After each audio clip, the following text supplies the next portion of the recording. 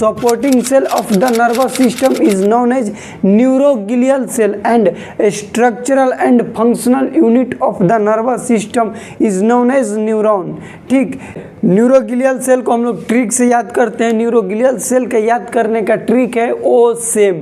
ओ कहने का मतलब कि ओलिगोडेंड्रोसाइट। ध्यान से समझो दोस्त, यहाँ से एग्जाम में ऑब्जेक्टिव में क्वेश्चन आता है कि सेंट्रल नर्वस सिस्टम में माइलिन शीथ कौन सेल बनाता है, तो सेल का नाम है ओलिगोडेंड्रोसाइट। और सीएसएफ यानी कि सेरिब्रो स्पाइनल फ्लूइड बनता कहाँ है, तो ब्रेन में। ब्रेन के किस पार्ट में बनता है, तो वेंट्रिकल में। वेंट्रिकल के कौन से जगह पर बनता है, तो उसको कहेंगे क्रोइड प्लेक्सस।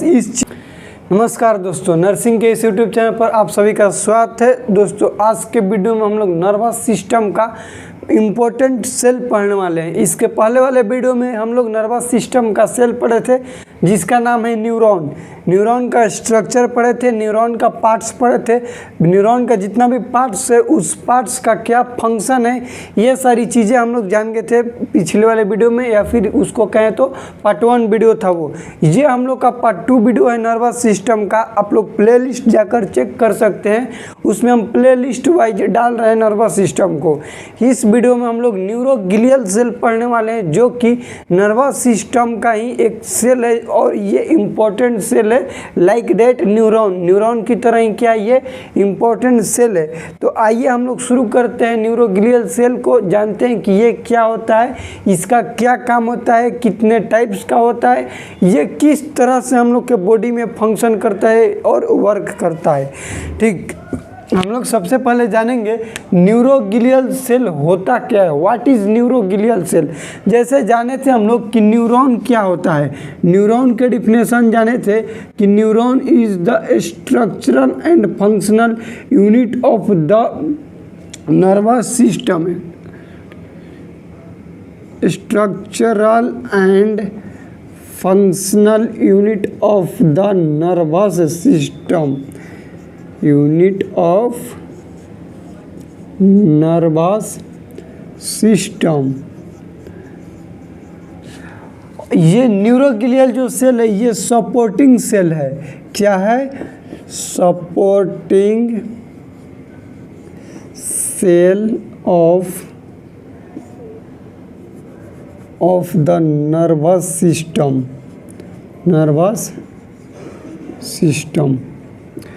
देखिए क्वेश्चन तो एग्जाम में यहीं से बनता है कि नर्वस सिस्टम का स्ट्रक्चरल एंड फंक्शनल यूनिट क्या है, तो उसको कहेंगे न्यूरॉन। और क्वेश्चन ये भी आ सकता है कि नर्वस सिस्टम का सपोर्टिंग सेल क्या है, तो उसको हम लोग कहेंगे neuroglial cell. Supporting cell of the nervous system is known as neuroglial cell and structural and functional unit of the nervous system is known as neuron.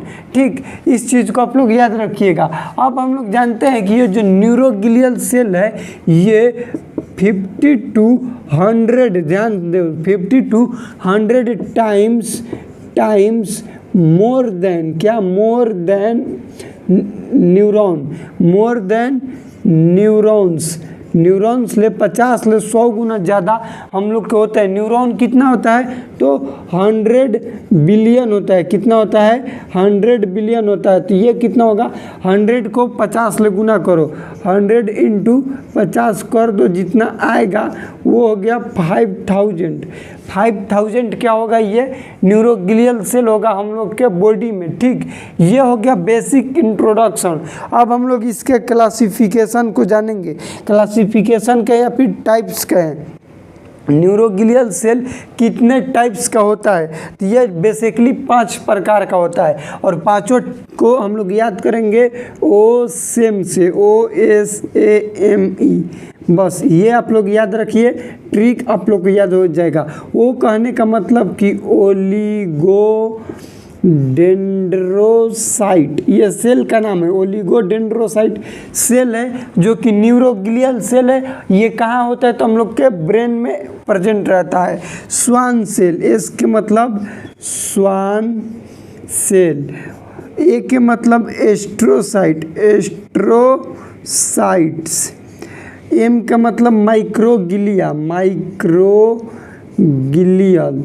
ई के मतलब इपिंडाइमल सेल, इपिंडाइमल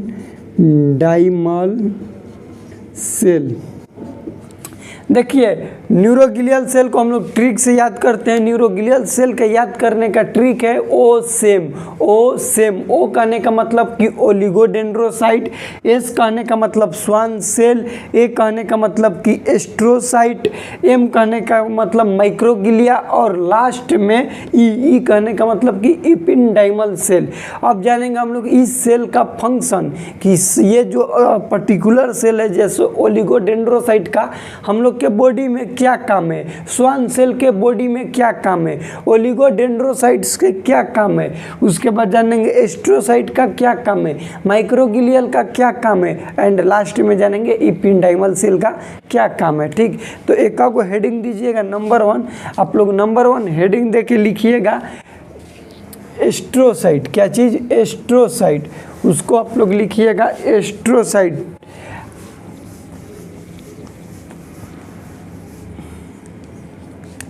नंबर 1 ओलिगोडेंड्रोसाइट।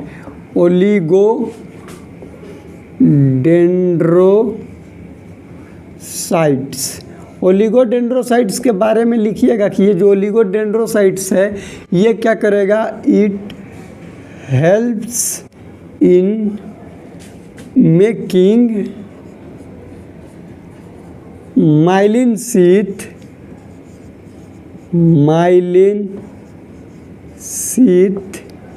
इन CNS।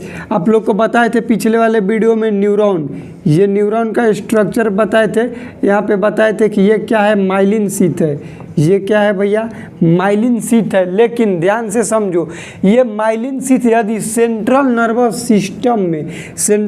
System में यदि myelin sheath बन रहा है तो बनाएगा oligodendrocyte, और यहीं PNS में बनेगा यानी कि पेरिफेरल नर्वस सिस्टम। सेंट्रल में क्या आता है तो ब्रेन और स्पाइनल कोड। क्या आएगा, स्पाइनल कोड। यही क्वेश्चन बने कि सेंट्रल नर्वस सिस्टम में, ध्यान से समझो, सेंट्रल नर्वस सिस्टम में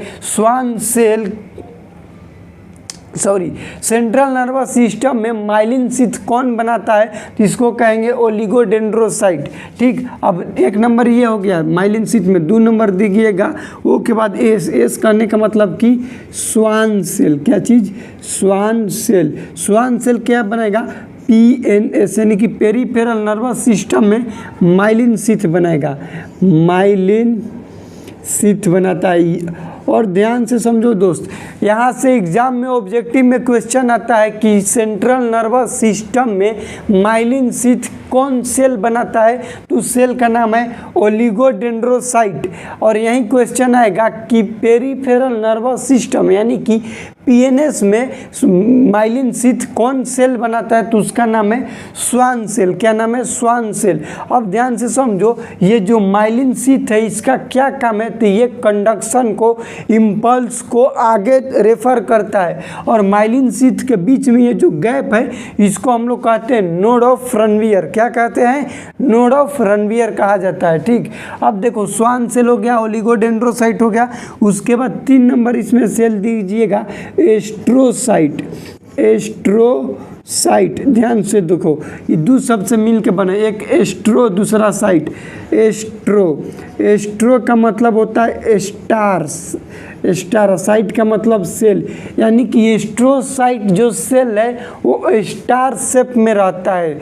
स्टार शेप कैसे होता है तो ऐसे स्टार होता है, इस शेप में प्रेजेंट रहता है। तो पहला चीज़ यही हो गया।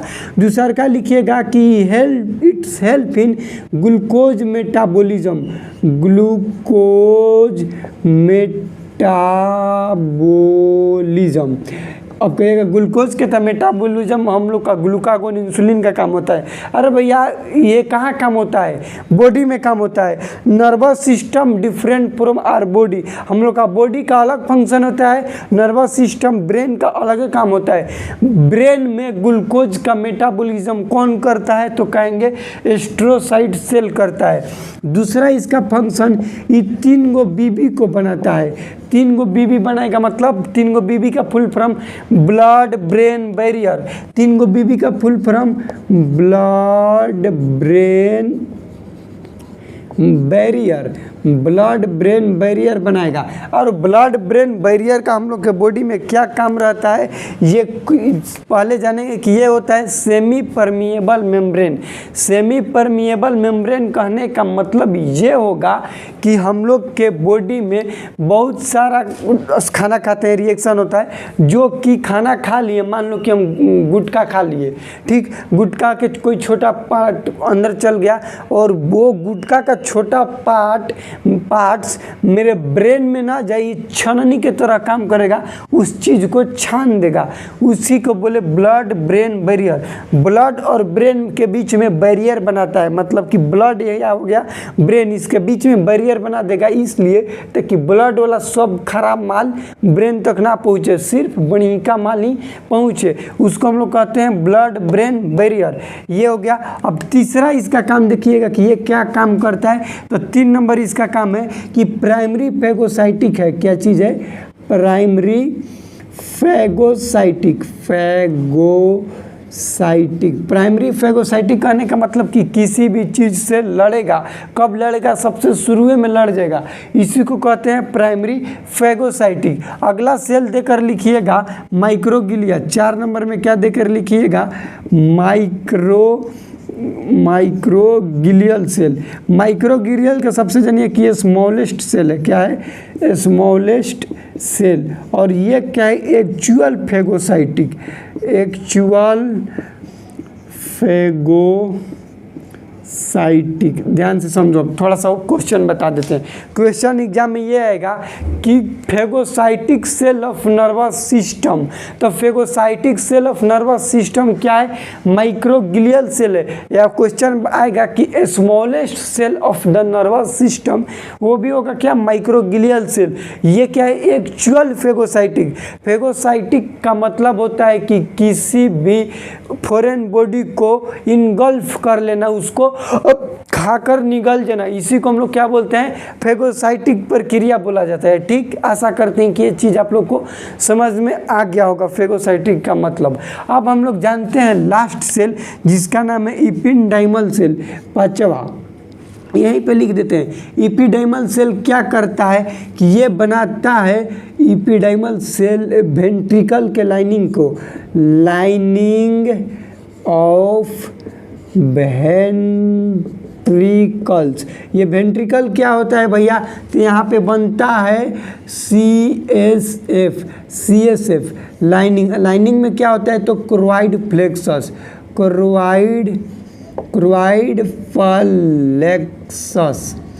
क्रोइड प्लेक्सस।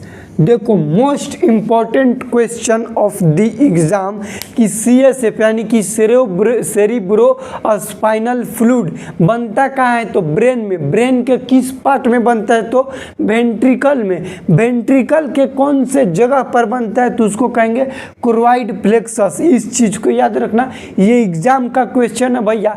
वेंट्रिकल किस वेंट्रिकल में बनेगा? तो राइट या फिर लेफ्ट, लेटरल वेंट्रिकल में बनेगा, जिसमें जगह होता है क्रोइड प्लेक्सस, वहीं पर बनता है CSF यानी कि सेरिब्रो स्पाइनल फ्लूइड। ये बनता है हम लोग के वेंट्रिकल में। वेंट्रिकल क्या है? तो इरेगुलर कैविटी है। कैविटी कहने का मतलब गुफा, इरेगुलर मतलब कि इसका कोई भी संरचना नहीं होगा, इस तरह का होगा। वेंट्रिकल यानी कैविटी होगा, उसी को हम लोग क्या कहते हैं? वेंट्रिकल कहते हैं।